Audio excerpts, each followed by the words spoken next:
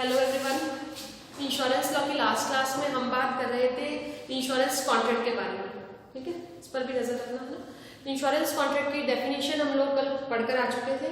Insurance contract means insurance is a contract between two parties, that is insurer and insured. ये आप लोगों को सबको पता है। इंश्योरेंस क्या है? एक संविदा है, जैसा कि हमारा आज का टॉपिक भी है। इंश्योरेंस क्या है? कॉन्ट्रैक्ट है, एक संविदा है जिसमें कि दो पार्टीज होती है। First is insurer and second is insured. Insurer means insurance company and insured means policy holder. Clear हो गई बात है आपके? और दोनों कॉन्ट्रैक्ट क्यों करते हैं? इंश्योरेंस कंपनी इंश्योर्ड को इस बात के लिए प्रॉमिस करती है कि जब भी इन द फ्यूचर अगर उसे कोई रिस्क ऑफर होता है तो वो उस रिस्क के लिए उसे इंडेमनिफाई करेगी, यानी कि उसकी क्षतिपूर्ति करेगी। क्लियर? ये सब चीजें हम देख चुके। लास्ट क्लास में हम लोग general elements of insurance contract के बारे में डिस्कशन करके आ चुके हैं। ठीक है ना।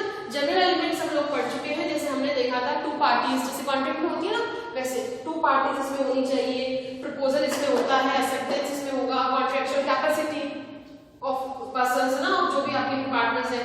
नेक्स्ट कंसेंट की बात करके आए हम। फ्री कंसेंट यानी स्वतंत्र सहमति हम देख कर आए कि कब कब फ्री कंसेंट मानी जाएगी।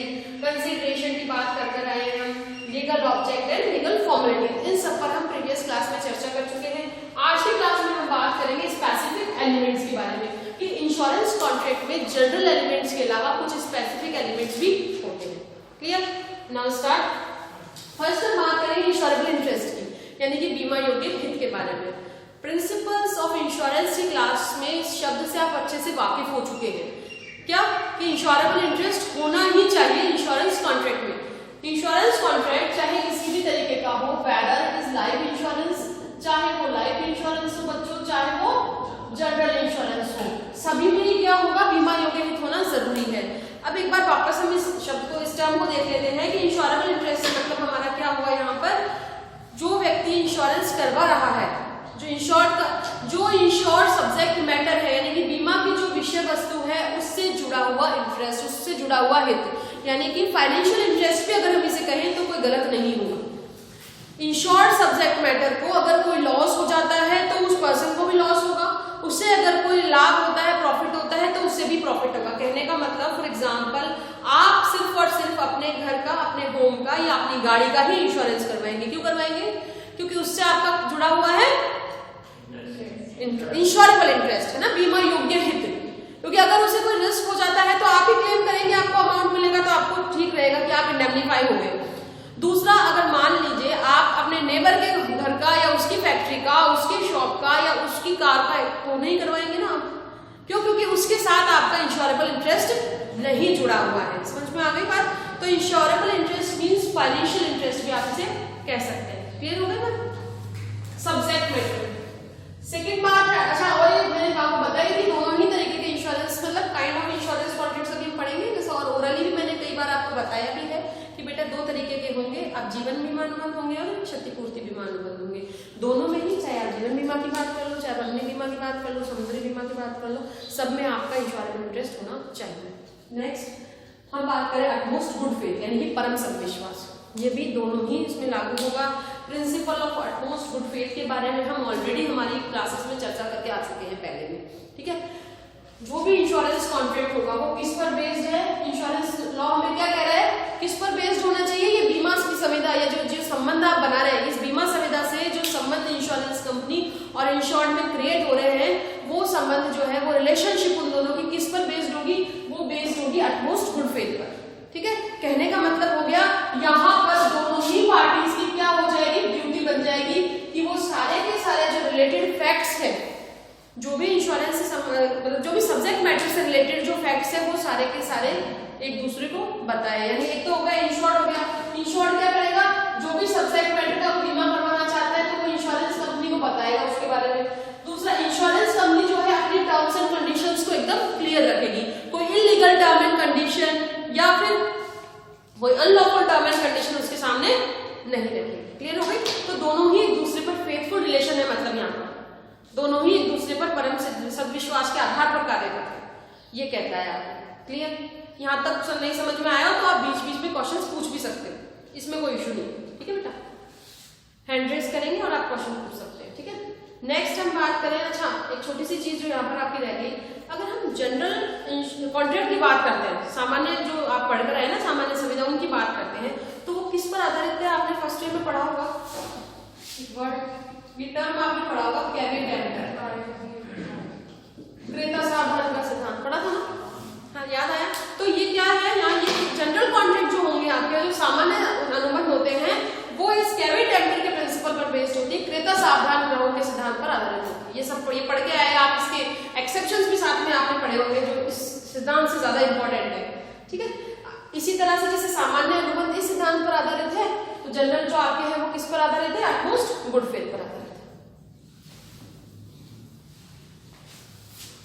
नेक्स्ट हम लोग बात करें सबरोगेशन, इंडैम्निटी। अब सबसे पहले इसके अप्लाई होने की बात करें तो इंडैम्निटी का जो प्रिंसिपल है वो किस पर अप्लाई होगा? जल्दी से आंसर दे दो क्योंकि पढ़ा चुकी हूं मैं आप लोगों से। वेरी गुड, है ना? इस पर होगा जनरल इंश्योरेंस कॉन्ट्रैक्ट्स पर, क्योंकि वहां पर लाइफ इंश्योरेंस में तो क्षतिपूर्ति का एलिमेंट होता ही नहीं है, क्योंकि वहां पर अगर लाइफ सब्जेक्ट मैटर क्या होता है लाइफ इंश्योरेंस में? लाइफ, अगर व्यक्ति की डेथ नहीं हो रही है और वो जीवित है on the date of maturity of policy, policy की मेच्योर होने की तिथि को अगर व्यक्ति जीवित है तो उसको क्या सारा का सारा अमाउंट उसको मिलेगा ही मिलेगा। समझ में आ गई बेटा बात? क्षति हुई हो या नहीं हुई हो, मतलब उसकी डेथ हुई हो या नहीं हुई हो। जबकि हम जनरल इसमें क्या पढ़ते हैं, जनरल इंश्योरेंस कॉन्ट्रैक्ट में हम क्या पढ़ते हैं कि अगर क्षति हुई है तो ही आपको इंडैम्निफाई किया जाएगा, अदरवाइज नहीं किया जाएगा। समझ में आ गई बात? जब एक बात और ध्यान रखना कि जैसे ही जनरल इंश्योरेंस कॉन्ट्रैक्ट में फॉर एग्जांपल हमने फायर इंश्योरेंस करवा लिया, जब आपको क्षति होगी, जब आपको लॉस हो गया, जैसे फॉर एग्जांपल आग लगी आपकी बिल्डिंग में, उसके बाद ही आप क्लेम के लिए प्रोसीजर आगे बढ़ाओगे, उससे पहले आप क्लेम नहीं कर सकते। क्लियर? नेक्स्ट सबरोगेशन, प्रतिस्थापन या स्थान ग्रहण, ये भी एलिमेंट जो है हम प्रिंसिपल के रूप में पढ़ चुके हैं। ये भी आपका कहाँ अप्लाई हो रहा है? जनरल इंश्योरेंस कॉन्ट्रैक्ट्स में। क्लियर? तो यहाँ क्या है, जैसे कि फॉर एग्जांपल हमारी इंश्योरेंस कंपनी है ए एंड कंपनी और हमारे इंश्योर्ड जो है मिस्टर एक्स, मिस्टर एक्स को किसी थर्ड पर्सन मिस्टर वाई ने कोई लॉस पहुंचाया, जिस वजह से उन्होंने इंश्योरेंस कंपनी से अमाउंट प्राप्त करने के लिए क्लेम दायर करा, ठीक है, दावा प्रस्तुत किया। अब यहाँ पर ए एंड कंपनी ने सारी चेकिंग करने के बाद में, सब प्रोसीजर कंप्लीट करने के बाद में मिस्टर एक्स को क्या कर दिया? इंडैम्निफाई कर दिया, उनकी क्षतिपूर्ति कर दी, उनको पेमेंट कर दिया। अब ये सिद्धांत क्या, ये एलिमेंट क्या कह रहा है आपको कि ए एंड कंपनी अब किसका स्थान ग्रहण कर लेगी? मिस्टर एक्स का, बीमित का स्थान ग्रहण कर लेगी और अब ये थर्ड पार्टी के विरुद्ध क्या कर सकती है? दावा कर सकती है अमाउंट प्राप्त करने के लिए। समझ में आ गई बात? ये होता है स्थान ग्रहण। जैसे शब्द से भी आप लोगों को टर्म से पता चल रहा होगा ना, प्रतिस्थापित कर देना, एक व्यक्ति को हटा के उसकी जगह सब्स्टिट्यूट हो गई, ठीक है। फिर बात करते हैं हम लोग वारंटीज के बारे में, आश्वासन के बारे में। देखो वारंटीज का जो हमने पढ़ा था प्रिंसिपल, हम दो चीज देखते हैं, एक्सप्रेस भी हो सकती है वारंटीज और क्या हो सकती है? इम्प्लाइड। वारंटी का मतलब होता है आश्वासन, यानी कि फ्यूचर में जो भी रिस्क होने वाला है, अगर कोई रिस्क होगा फ्यूचर में या कोई घटना, कोई इंसिडेंट फ्यूचर में घटेगा, तो उसके लिए क्या कर दिया जाता है? पहले आश्वासन दे दिया जाता है कि इट्स ओके, ठीक है। इंश्योरेंस कंपनी क्या कहती है? हम आपको आश्वासन देते हैं कि हम क्या करेंगे? आपकी क्षतिपूर्ति करेंगे, ठीक है ना। तो ये जो वारंटीज होती है ये क्या होती है बेटा? कुछ तो क्या होती है कि एक्सप्रेस होती है, एक्सप्रेस का मतलब कुछ तो जो इंश्योरेंस कॉन्ट्रैक्ट में लिख दी जाती है, ठीक है, और कुछ होती है जो इम्प्लाइड होती है। जैसे ही फॉर एग्जांपल आपको, जैसे इम्प्लाइड का मतलब एक एग्जांपल हम समझे, अगर हम बिल्डिंग का इंश्योरेंस करवा रहे हैं, ठीक है ना, तो सीधी सी बात है कि उस बिल्डिंग में जो भी पर्टिकुलर जो दरवाजे या खिड़की उस दीवार पे लगी हुई है, तो वो अपने आप ही अगर वो जल जाती है तो उसका तो भुगतान करना ही करना पड़ेगा। दूसरी तरफ ये बात है तो वो भी इम्प्लाइड बात जो दीवार में अटैच है। एक्सप्रेस, अगर हम वैसे एक्सप्रेस की बात करें तो जैसे उस बिल्डिंग के अंदर रखा हुआ फर्नीचर या फिर उस बिल्डिंग में लगी हुई कोई मशीनरी, उसके लिए हमें अलग से प्रोविजन करना होता है, हर एक सामान इंक्लूड नहीं होगा, ठीक है ना। ये सब कंपनी की शर्तों पर डिपेंड करता है बेटा कि आप किनकी कौन कौन सी चीजें हैं, जैसे उसमें लगे हुए पंखे, लाइट फिटिंग्स, ठीक है ना, या उसमें लगा हुआ फर्नीचर, ये सब भी इसमें इंक्लूड है, ये सारी चीजें देखनी होती है, ठीक है। तो कुछ कंपनीज क्या करती है, कुछ शर्तें तो एक्सप्रेसली डाल देती है, कुछ इम्प्लाइड भी होती है उसमें, ठीक है। अब हम बात करें अगर अदर एलिमेंट्स, अन्य तत्वों, तो कुछ अन्य स्पेसिफिक स्पेसिफिक एलिमेंट्स भी होते हैं इंश्योरेंस कॉन्ट्रैक्ट के, लाइक जैसे it is a personal contract. ध्यान रखें हमेशा ये क्या होती है, एक व्यक्तिक संविदा होती है, एक व्यक्तिक अनुबंध होता है ना। क्यों होता है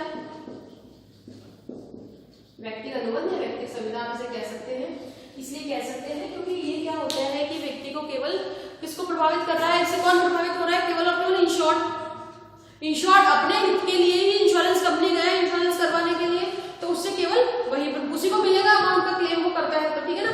तो कहने का मतलब क्या हुआ, एक तो क्या हुआ पर्सनल कॉन्ट्रैक्ट, दूसरी और एक स्पेशल चीज इसमें ये है कि without the consent of insurance company वो इंश्योरेंस कॉन्ट्रैक्ट को ट्रांसफर नहीं कर सकता।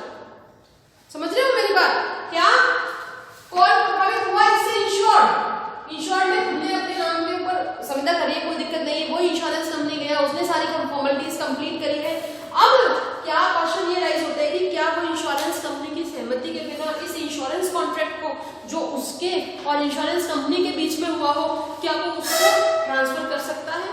Answer is no, because insurance is a personal contract. समझ में आ गई बात, आपने कराया है तो आप ही बाधित हैं, आप कंसेंट दे दे वो बात अलग है बेटा, लेकिन इसे पर्सनल कॉन्ट्रैक्ट इसलिए कहा गया है क्योंकि बिना कंपनी की कंसेंट के, बिना इंश्योरेंस कंपनी की कंसेंट के आप इसको ट्रांसफर नहीं कर सकते। देखो मैं बोल के सुना देती हूँ तुमको, ये बीमा अनुबंध एक क्या है, पर्सनल कॉन्ट्रैक्ट एक व्यक्तिगत अनुबंध है, बीमाकर्ता की परमिशन के बिना, यानी कि without the permission of insurance company other person, या मतलब हमारा इंश्योर्ड है ना, इंश्योर्ड कांट ट्रांसफर इट, इसको बिल्कुल भी ट्रांसफर नहीं कर सकता, इसका किसी प्रकार से कोई हस्तांतरण नहीं कर सकता। इसके लिए जरूरी क्या है, उसको इंश्योरेंस कंपनी की कंसेंट लेना जरूरी होगी। क्लियर हो गई बात, इसलिए हमने इसको क्या कहते हैं, it is a personal contract. Clear, फिर हम बात करें कि यहाँ पर इंसिडेंट और रिस्क की एक एलिमेंट इसका ये है, should occur in particular time period.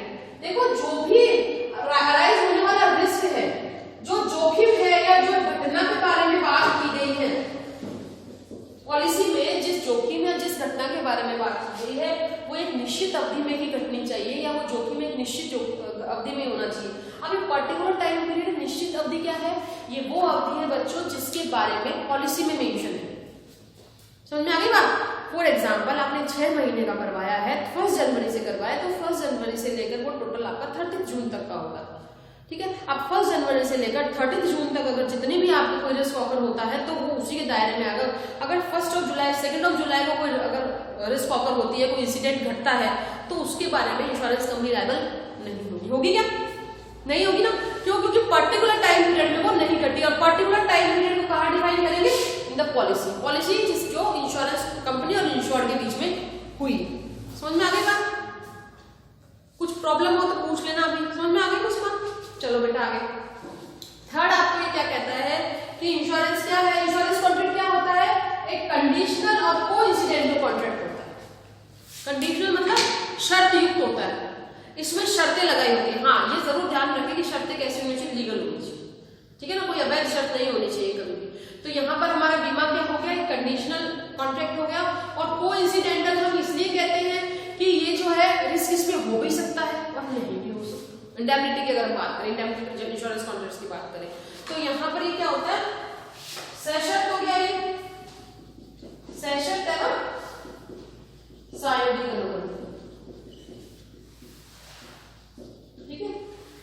सशर्त तो क्यों, क्योंकि इसमें कंडीशंस लगी होती है काफी सारी, इसके अलावा इंश्योरेंस कंपनी की तरफ से। और इस कोइंसिडेंटल कैसे हो गया बेटा, कोइंसिडेंटल ऐसे हो गया कि हो सकता है रिस्क हो भी ना भी हो, कोई निश्चितता नहीं होती है ना रिस्क के होने की। और शर्त जैसे फॉर एग्जांपल हम लोग ले, इंश्योरेंस कंपनी शर्त लगा सकती है कि अगर आपकी नेग्लिजेंस की वजह से सब्जेक्ट मैटर को कोई नुकसान हो तो फिर उसके बाद उसके लिए इंश्योरेंस कंपनी लायबल नहीं होगी। फॉर एग्जांपल जब गवर्नमेंट ने ये बोल रखा है कि इस पर्टिकुलर एरिया में, जिस एरिया में आपकी फैक्ट्री है, इस पर्टिकुलर एरिया में भूकंप आने की या आग लगने की संभावना है, ठीक है ना, और आप फॉर एग्जाम्पल हम फायर की बात कर लेते हैं, आग लगने की संभावना है, तो आपकी जिम्मेदारी है कि आप अपने उस फैक्ट्री के अंदर पूरे की पूरी जो भी सावधानियां होनी चाहिए, जैसे आग बुझाने की जो मशीनरी है, यंत्र है, पानी की पर्याप्त व्यवस्था है, वो सब चीजें तो आप करके रखोगे। आप नहीं करके रखते हो, अपनी तरफ से नेग्लिजेंस बरतते हो, तो इंश्योरेंस कंपनी लायबल नहीं होगी। पढ़ी थी ना ये बात हमने प्रिंसिपल्स में, ठीक है ना। तो इस तरह का एग्जाम्पल हम इसमें डाल सकते हैं कि ये शर्त लगी हो, ठीक है। तो ये तो हो गया आप लोगों का स्पेशल एलिमेंट कंप्लीट। इस यहां तक कोई क्वेश्चन बच्चों? कल वाले में कोई क्वेश्चन? कोई कल नहीं आया हो, किसी को कोई क्वेश्चन पूछना हो? एनीवन? सबको आता है सब? चलो अब आ जाओ नेक्स्ट टॉपिक पर। नेक्स्ट टॉपिक है हमारा टाइप्स ऑफ इंश्योरेंस कॉन्ट्रैक्ट्स, जिसको हम लोग आज इसका इंट्रोडक्शन देख लेते हैं, कितने तरीके का ये होता है, फिर डिफरेंस हम लोग नेक्स्ट क्लास में करेंगे। टाइप्स ऑफ इंश्योरेंस कॉन्ट्रैक्ट्स तो सीधा सा सिंपल सा है आपका, क्या कह रहा है, अब जिस बीमा अनुबंध को, देखो टॉपिक आपका ये हो गया, बीमा अनुबंध हमने पढ़ लिया, किसे कह सकते हैं आप सभी से डिफाइन कर सकते हो इजीली, मैंने आपको लिखवा दिया। इसके अलावा इसमें क्या क्या एलिमेंट्स है, इस पर भी क्वेश्चन बनता है एग्जाम में, ये हमने देख लिया general elements and specific elements. अब इस टॉपिक में जो नेक्स्ट इंपॉर्टेंट कंसेप्ट है वो है आपकी टाइप्स ऑफ इंश्योरेंस कॉन्ट्रैक्ट, यानी कि बीमा संविदा के प्रकार कितने होते हैं, जो इंश्योरेंस कॉन्ट्रैक्ट्स होते हैं क्या इनके टाइप्स भी होते हैं क्या? Answer is yes. First is life insurance contracts, यानी जिसे हम क्या कहते हैं, जीवन बीमा अनुबंध।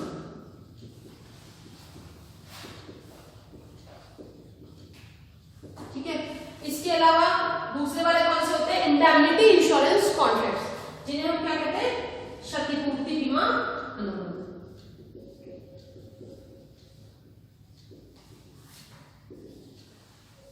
ठीक है, तो ये दो काइंड्स हो गए। जीवन बीमा अनुबंध में क्या क्या चीजें होती हैं, पॉइंट्स में भले लिखना चाहो तो तुम लोग लिख लो, मैं डिक्टेट कर देती हूँ, छोटे छोटे कीवर्ड्स बना देते हैं अपन, इसकी इंट्रो कर लेते हैं अपन आज इसका।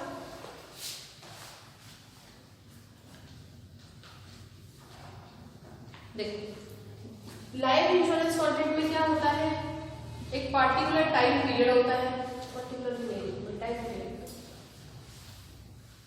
देखो लाइफ इंश्योरेंस कॉन्ट्रैक्ट में क्या होता है बेटा, एक स्पेसिफिक टाइम पीरियड होता है। ठीक है, इस स्पेसिफिक टाइम पीरियड के दौरान आपको क्या करना पड़ता है, प्रीमियम, इंश्योर को क्या करना पड़ता है, प्रीमियम का पेमेंट करना पड़ता है। ठीक है, प्रीमियम का पेमेंट करना होता है। प्रीमियम के पेमेंट के बाद में दो चीजें होती हैं, या तो डेथ हो जाती है इंश्योर्ड की, या तो बीमित जो है उसकी मृत्यु हो जाएगी, या फिर क्या होगा बेटा, मैच्योरिटी ऑफ पॉलिसी, या फिर क्या होगा, आपकी पॉलिसी मैच्योर हो जाएगी। ये दो चीजें होती है सारी की सारी। ठीक है, अब देखो यहां पर क्या होगा, स्पेसिफिक टाइम पीरियड होगा। फॉर एग्जांपल आपने 5 साल के लिए लाइफ इंश्योरेंस करवाया है, आपने 10 साल के लिए लाइफ इंश्योरेंस करवाया है, तो उस दौरान आप क्या करोगे, प्रीमियम का पेमेंट करोगे।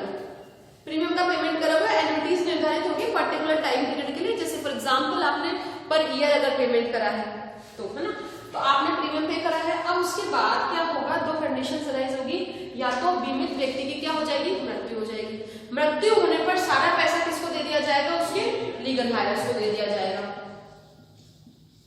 उसके विधिक उत्तराधिकारियों को या वैधानिक उत्तराधिकारियों को दे दिया जाएगा। ठीक है बेटा, अगर मान लीजिए उसकी डेथ नहीं होती है और पॉलिसी मैच्योर हो गई है, मान लीजिए आज की डेट में पॉलिसी मैच्योर हो गई है, उसकी डेथ नहीं हुई है, तो पैसा किसको दिया जाएगा, बोलो, इंश्योर्ड पॉलिसी होल्डर को। वेरी गुड, ठीक है, इंश्योर्ड और पॉलिसी होल्डर। ठीक है, तो यहाँ तो कहने का मतलब है लाइफ इंश्योरेंस कॉन्ट्रैक्ट्स में दोनों ही कंडीशंस में, चाहे इंश्योर्ड की डेथ हुई हो या नहीं हुई हो, दोनों ही कंडीशन में क्या होगा, पैसा मिलेगा। तो हम इसे क्या कह सकते हैं, life insurance contracts is a insurance come investment. Clear हो गई बात कि लाइफ इंश्योरेंस कॉन्ट्रैक्ट क्या है, इंश्योरेंस तो है ही है, उसके साथ में क्या है, इन्वेस्टमेंट के एलिमेंट्स भी इसमें नहीं थे। क्लियर कह सकते हो ना, क्योंकि दोनों ही दशाओं में पैसा मिलेगा। व्यक्ति की डेथ हो जाती है तो उसके उत्तराधिकारी को मिलेगा, अगर व्यक्ति की डेथ नहीं होती है तो उसको स्वयं को मिलेगा।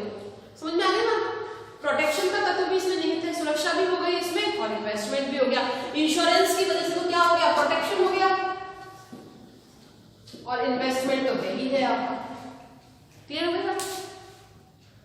फिर बात करते हैं हम लोग कॉन्ट्रैक्ट्स ऑफ इंडेमनिटी इंश्योरेंस के बारे में। इसको बता दूं थोड़ा सा जनरल एलिमेंट्स को।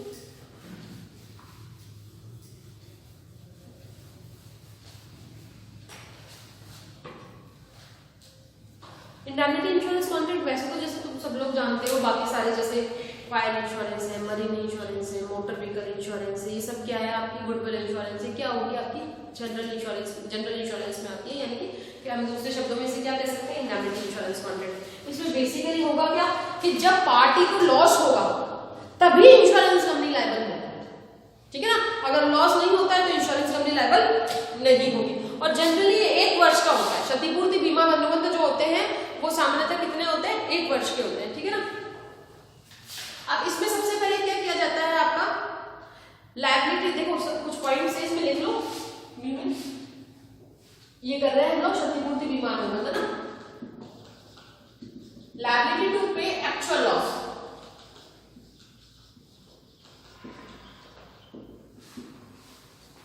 लिख लो फिर मैं बता देती हूँ।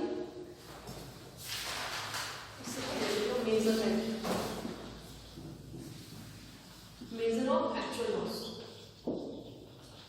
उसके बाद लायबिलिटी कितनी बनती है मेजर किया जाता है,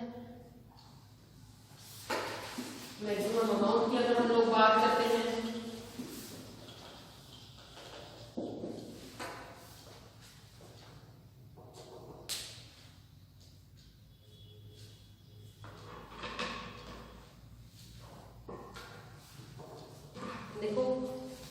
इंडेमनिटी इंश्योरेंस, अब समझ लो इसको इंडेमनिटी इंश्योरेंस कॉन्ट्रैक्ट्स में यानी कि क्षतिपूर्ति बीमा अनुबंधों में ये जो आपकी इंश्योरेंस कंपनी है ए एंड कंपनी और ये जो है आपके insured mister x, A and company में कहाँ कैसे लायबल है, इन दोनों के बीच में क्या हुआ है इंडेमनिटी इंश्योरेंस कॉन्ट्रैक्ट।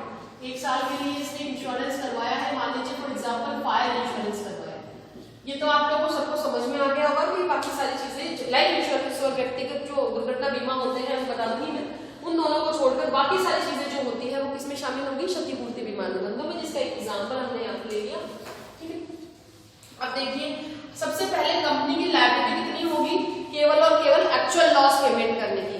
जो भी क्षतिपूर्ति बीमा अनुबंध होते हैं यानी कि इंडेमनिटी इंश्योरेंस कॉन्ट्रैक्ट होते हैं उनमें इंश्योरेंस कंपनी की लायबिलिटी कितनी होती है, केवल और केवल किसकी होती है एक्चुअल लॉस की। तो यहाँ पर हमारी ए एंड कंपनी क्या पे करेगी बच्चों, केवल और केवल एक्चुअल लॉस यानी कि वास्तविक क्षति जितनी हुई है उतने तक ही एंड कंपनी लायबल है। क्यों, क्योंकि इन दोनों के बीच में क्या हुआ है इंडेमनिटी इंश्योरेंस कॉन्ट्रैक्ट हुआ है, जैसे fire for example fire insurance करवाया इसने ना। दूसरा अब उसकी लायबिलिटी क्या हो गई, अब क्या करेगी वो मेजरमेंट करेगी, मापन करेगी इसका वास्तविक हानि का। अब वो क्या करती है अपने यहाँ से मेंबर्स वगैरह भेजती है, 1-2 लोगों को भेजती है और मेजरमेंट करवाती है कि जाओ एक्चुअल लॉस कितना हुआ है उसका पता करके आओ, ठीक है ना। तो एक्चुअल लॉस का पता मापन किया जाता है, इसमें उसको मेजर किया जाता है। देन उसके बाद फिर बात आती है किसकी, पेमेंट की। अब पेमेंट की बात आती है कि पेमेंट कितना करा जाएगा, आपने अंदाजा तो लगा लिया कि एक्चुअल लॉस हुआ है, तो पेमेंट की लिमिटेशन होगी मैक्सिमम अमाउंट ऑफ पॉलिसी, जो बीमा आपने करवाया है उसकी अधिकतम सीमा तक हो सकता है। एग्जांपल लेके मैं समझा देती हूँ। फॉर एग्जांपल मिस्टर एक्स ने जो फायर इंश्योरेंस करवाया था बच्चों उसकी रेट क्या थी 2 लाख रुपीज। अब इसे अच्छे से समझना इधर, ये तो हो गया बेटा पॉलिसी का अमाउंट। हमने क्या देखा है यहाँ पर ये क्या कह रहा है एलिमेंट हमें, इंश्योरेंस कंपनी कभी भी इस अमाउंट से ज्यादा पे नहीं करेगी। अब हम लेते हैं आगे 2 एग्जांपल्स। मान लीजिए मिस्टर एक्स को लॉस हुआ 1,50,000 का, मेजर कर लिया गया लॉस को, उसके बाद अमाउंट कितना निकला 1.5 लाख रुपया। देन कंपनी इज पेड और नॉट, कंपनी पे करेगी या नहीं, बोलो तो तेज तो बोलो, करेगी ना कंपनी पेड है ना, क्योंकि वो उसके दायरे के अंदर आ रहा है, विदिन 2 लाख रुपीज आ रहा है। लेकिन अगर मान लीजिए इसको नुकसान का जब मेजर किया गया तो नुकसान निकला 2,30,000, अब कंपनी कितना पे करेगी 2 लाख रुपीज ओनली। क्यों, क्योंकि कंपनी की पॉलिसी का अमाउंट कितना था मैक्सिमम 2 लाख, तो company is liable only for this amount. चाहे वो एक्सीड हो रहा है या कम हो रहा है इसके लिए कंपनी कुछ नहीं, कम हो रहा है तो कंपनी दे देगी क्योंकि वो इसके दायरे में है, एक्सीड हो जाता है तो कंपनी कितना देगी अप टू पॉलिसी अमाउंट। समझ में आ गया, पॉलिसी के अमाउंट तक की देगी, उससे ज्यादा नहीं देगी। क्लियर हो गई बात। इस तरह से हमने आज की क्लास में क्या पढ़ा, ये दोनों चीजें हम लोग पहले वाले एलिमेंट्स देख लिए, उसके अलावा इन दोनों के ऊपर हमने चर्चा कर ली कि दोनों क्या है, ये समझ में आ गया। अब देखो ये ज्यादा अच्छे से इसको एक्सप्लेन करने के लिए हमें इन दोनों में डिफरेंस देखना है। इनमें कम से कम 10-15 के आसपास डिफरेंस है, 14-15 पॉइंट्स है इसके, हम लोग अलग से उनको लिखेंगे, फिर अगली क्लास में हम इनके पॉइंट्स पर चर्चा करेंगे, ताकि हमारे पास और भी ये तस्वीर क्लियर हो जाएगी कि इन दोनों में क्या डिफरेंस होता है। फिर क्वेश्चन किसी भी तरह से आएगा, आप लोग इजीली कर सकते हो उसको अटेम्प्ट। ठीक है, आज के लिए इतना ही, अगली क्लास में मिलते हैं।